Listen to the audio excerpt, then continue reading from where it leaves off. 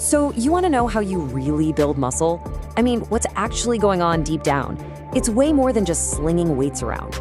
Today, we're going to break it all down, piece by piece, across 5 levels of understanding. We'll start super simple and go all the way down to the mind-blowing science happening inside your actual cells. You ready? Let's dive in. Okay, so level 1. At its absolute most basic, building muscle really just boils down to 2 things. You lift heavy stuff, and you eat enough protein. That's it. That's the foundation. Sounds almost too simple, right? But how does that simple combo actually make you grow?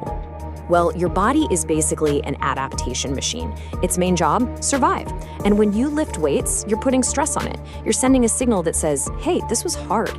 And your muscles respond by thinking, okay, to make sure that's easier next time, I've got to get bigger and stronger. That whole process is called hypertrophy. A perfect analogy is learning to play guitar. At first, your fingers are sore, right? But then they build up calluses to handle the stress. Your muscles, they're doing the exact same thing. But here's the thing, that signal to grow is completely useless if you don't have the right building materials. Lifting weights is like telling a construction crew to build a house. But the protein you eat, that's the bricks, the wood, the concrete. These are the building blocks, called amino acids, that you get from protein. So lifting is the go signal, and protein provides the raw materials to get the job done. But that simple lift and eat formula, that's just level 1. It'll get you started for sure, but to keep making progress long-term, you've got to get a little more strategic. So welcome to level 2, where we get smarter about our training and our eating. See, your body is almost too good at adapting. It gets used to stuff and fast. That's why lifting the exact same weight week after week just isn't going to work for long. You have to introduce a core principle called progressive overload. And all that means is you consistently find ways to make your workouts a little bit harder over time. Maybe you add a tiny bit more weight to the bar, or you fight for just one more rep.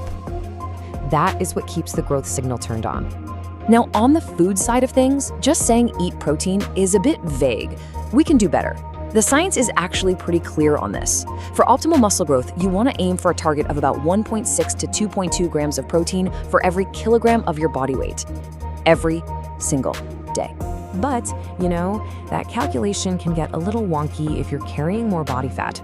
So here's a much simpler rule of thumb that works great for almost everyone. Match your daily protein intake in grams to your height in centimeters. So if you're 175 centimeters tall, you shoot for about 175 grams of protein a day. It's a really solid, easy to remember benchmark that puts you right in that sweet spot. All right, so we know we need to train progressively harder, but what does a truly effective workout actually involve when you're in the gym? What are the key variables? It's time to go deeper. Let's hit level 3 and talk about optimizing your actual workouts.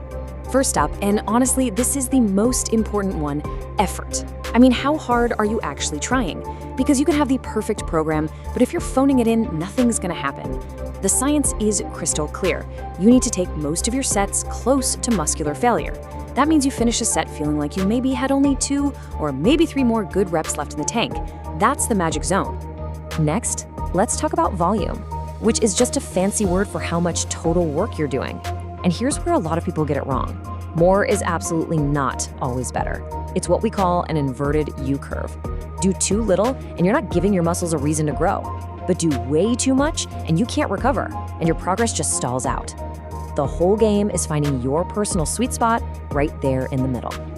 So what is that sweet spot? Well, for most people, the research points to a really solid starting point. We're talking somewhere in the neighborhood of 10 to 20 hard sets per muscle group, spread out over the entire week. And finally, intensity. In the fitness world, this just means how heavy the weight is. Now, this is where it gets really interesting. For years, everyone said you had to train in the 6 to 12 rep range for muscle growth. But guess what? The science shows that as long as your effort is high, close to failure, you can build muscle across a huge range of reps. Heavy weight for 3 reps? Yep. Lighter weight for 30 reps? That works too. It all stimulates growth. So we've covered the what and the how, but why does it work? What is the actual thing happening in your body that tells a muscle, hey, it's time to grow? Now we're getting into the really cool stuff. It's time for level 4, uncovering the true driver of muscle growth. For a long time, scientists had this 3-factor model. They thought muscle growth was caused by a mix of mechanical tension, muscle damage, that soreness you feel, and metabolic stress, which is that pump feeling. But recent science is telling a very different story. It turns out one of these is the real MVP. In fact, it's the undisputed king of the castle. And that king, it's mechanical tension, period. This is the force that your muscle fibers experience when they're actively contracting and being stretched under a heavy load. You can think of it like a microscopic tug-of-war happening inside every single fiber. That tension is the number one, primary, most important signal. Everything else is pretty much just a side effect. So, what about the pump? Arnold famously said it was the greatest feeling you can get in the gym. And he's right, it feels awesome. That feeling is caused by metabolic stress. But here's the kicker. Even though it feels great, the science shows it's probably not a direct driver of growth. In fact, chasing a pump with super short rest times can actually get in the way of creating enough tension, which can mean less growth. The lesson is simple. Chase tension, not just the pump. Okay, so mechanical tension is the trigger. We've established that. But how does a physical force, a pull, a stretch, get translated into brand new muscle tissue? How does that even happen? For that answer, we have to go to the final level. We're going deep, deep inside the muscle cell itself. What happens next is like a biological chain reaction. First, the stimulus. You lift the weight, creating tension. Then, step 2, specialized proteins inside the cell called mechanosensors literally feel that tension. Step 3, those sensors fire off a signal to a master growth regulator called mTOR. Step 4, mTOR tells your DNA to make a blueprint for new muscle. That's called messenger RNA. And finally, tiny factories called ribosomes take that blueprint, grab the amino acids from your food, and build new muscle protein. That whole process is muscle protein synthesis. And what's really amazing is that scientists are still figuring out exactly which proteins are those first-line tension sensors. It's the cutting edge of research. Some of the top candidates have names like integrins, a giant protein called titin, and another one called filamin.